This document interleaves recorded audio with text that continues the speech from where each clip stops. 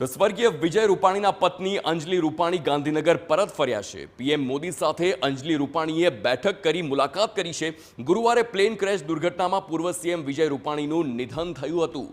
પીએમએ અંજલિ રૂપાણીને સાંત્વના પણ પાઠવી છે। આપને જણાવી દઈએ, વડાપ્રધાન નરેન્દ્ર મોદીનો રૂપાણી પરિવાર સાથે એક પહેલેથી જે ઘરોબો રહ્યો હોય અને તેના કારણે જ એક આ જે નિકટતા છે આ પરિવાર સાથેની વડાપ્રધાનની, અને તેને લઈને જ્યારે વિજય રૂપાણી જે પૂર્વ સીએમ પણ રહી ચૂક્યા છે ગુજરાતના, અને આ નિકટતાના કારણે તે પરિવારને પહોંચવા મળ્યા અને ત્યારબાદ તે પહોંચીને જે સાંત્વના આખા પરિવારને તેમણે આપી છે।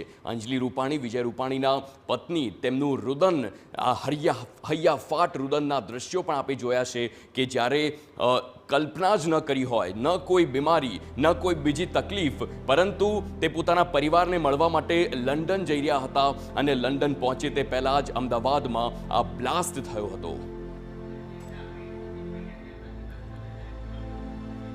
સંવાદદાતા સચિન પાટીલ જોડાયેલા છે, તેમની સાથે સીધી વાત કરીશું। સચિન, વિજય રૂપાણીના પત્ની અંજલિ રૂપાણી ગાંધીનગર પરત ફર્યા છે। તેમણે વડાપ્રધાન સાથે પણ મુલાકાત કરી છે। વધુ વિગતો શું મળી રહી છે તે સ્થળ પરથી?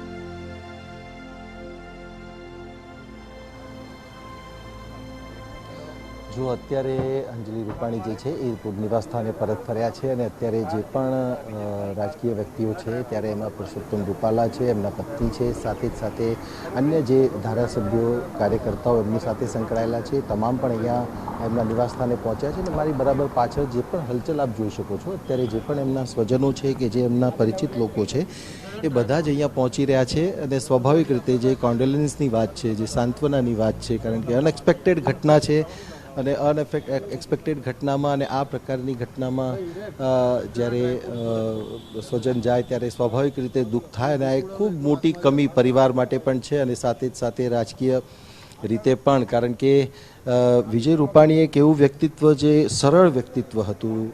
મેયર, કોર્પોરેટરથી લઈને મુખ્યમંત્રીના પદ સુધીની સફર, નિરીક્ષકના પદ સુધીની સફર, અને આપ જોઈ પણ શકો છો હજી પણ જે દ્રશ્યો છે એ દ્રશ્યોમાં જે રાજકીય વ્યક્તિઓ છે પહોંચી રહ્યા છે। અત્યારે જુઓ તો પરસોત્તમ રૂપાલા એમના પત્ની સાથે પહોંચ્યા છે, એ સિવાય બીજા જે ટીમ છે એ પહોંચી છે। અત્યારે આપ જોઈ શકો છો કે રાઘવજી પટેલ અત્યારે ત્યાં એમના નિવાસસ્થાને પહોંચ્યા છે।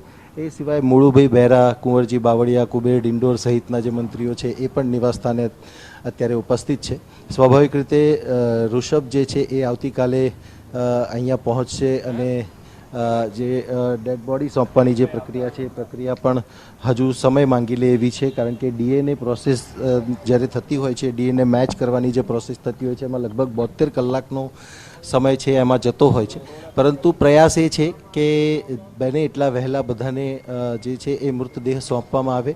અને સ્વાભાવિક રીતે અહીંયાના દ્રશ્યોની ખાસ કરીને વાત કરીએ તો વિજય રૂપાણી જે છે એક ખૂબ, મેં કહ્યું એ પ્રમાણે, સરળ વ્યક્તિત્વ, અને જે પ્રકારનું એમની કાર્યકાળ રહ્યો છે, કાર્યકાળમાં પણ ઘણી બધી બાબતોમાં આપણે જોયું પણ છે કે ખૂબ મતલબ ક્લિયર હતું પર્સનાલિટી એમની કોઈ પણ બાબતને લઈને। પછી એને સંગઠનનો પણ એટલો જ અનુભવ હતો, સાથે જ સાથે સંઘ સાથેનો પણ એમનો જે અનુભવ, લાંબો કાર્યકાળ એમનો રહ્યો, સાથે જ સાથે રાજકીય રીતે જે એમને પણ પદ સોંપવામાં આવ્યા, એમણે હંમેશા કહ્યું છે કે હું કાર્યકર છું અને કાર્યકર તરીકે પાર્ટી સાથે હંમેશા જોડાયેલો રહીશ।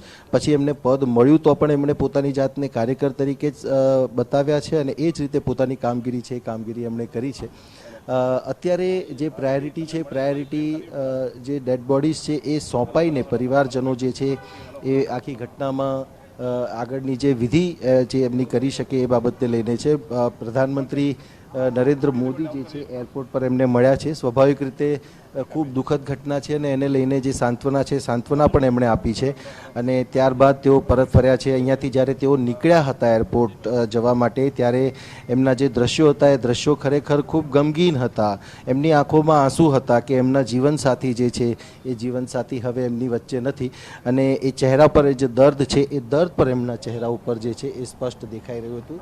પરંતુ પરિસ્થિતિ જે છે એ હવે ફક્ત દુઃખ અને યાદો સાથેની જ રહી છે, અને આ જે સ્થિતિ છે એ સ્થિતિ અને આ કમી ક્યારેય પૂરી થાય એવી નથી।